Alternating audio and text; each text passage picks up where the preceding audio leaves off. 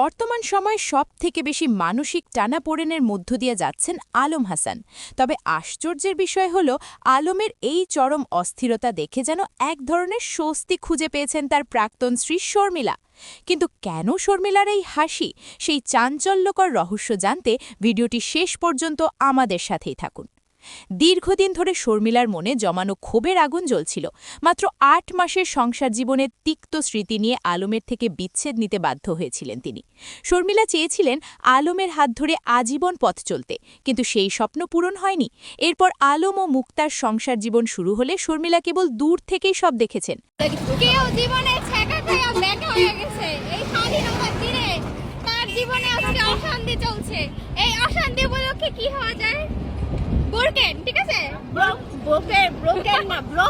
আজ যখন দ্বিতীয়বার আলমের সংসার ভাঙল এবং মুক্তা তাকে ছেড়ে চলে গেল, তখন শর্মিলা যেন হাঁপ ছেড়ে বাঁচলেন। কারণ এতদিন তার ওপর ওঠা সব অপবাদ আর মানুষের অভিযোগ থেকে তিনি মুক্তি পেয়েছেন। শর্মিলা সবসময় বলতেন তিনি নির্দোষ, আর আজ পরিস্থিতি সেটা প্রমাণ করে দিল। শর্মিলা এক বিস্ফোরক তথ্য দিয়ে জানিয়েছেন যে বিয়ের আগে থেকেই আলম ও তার নতুন বউয়ের সম্পর্ক ছিল। এমনটি এক অনাকাঙ্ক্ষিত পরিস্থিতিতে ধরা পড়ে অনেকটা বাধ্য হয়েই আলম তাকে বিয়ে করেছিলেন। কেন যাবে না সে আমার সাথে? ও আগে খারাপ কাজ করতো, সবকিছু জানার পরও মাফ করে দিছি। আমি খারাপ কাজ করেছি, খারাপ যাব না, আমি খারাপ নেই খামো, আমি টাওয়ারে যাইবার দিম না। তবে গল্পের নাটকীয়তা এখানেই শেষ নয়। আলম হাসান নিজেই নিশ্চিত করেছেন যে মুক্তার সাথে তার ডিভোর্স সম্পন্ন হয়েছে এবং তিনি আবারও শর্মিলার কাছে ফিরে যেতে চান।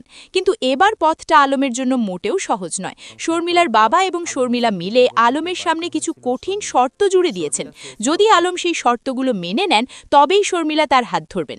শর্তগুলোর মধ্যে অন্যতম হল শর্মিলার ব্যক্তিগত ফেসবুক পেজের উপার্জনে আলম কোনো ভাগ বসাতে পারবেন না, কোনোভাবেই তাকে মারধর করা যাবে না এবং শর্মিলাকে নিয়ে ভবিষ্যতে কোনো কটু মন্তব্য করা চলবে না। বর্তমানে অনেক দর্শকই চান এই জুটির ভাঙা সংসার আবারও জোড়া লাগুক। তবে তাদের মধ্যকার চূড়ান্ত বোঝাপড়া এখনও পুরোপুরি শেষ হয়নি। খুব দ্রুতই হয়তো কোনো বড় সিদ্ধান্ত আপনারা জানতে পারবেন। আপনার কি মনে হয়, আলম ও শর্মিলার কি আবারও আগের মতো এক হওয়া উচিত?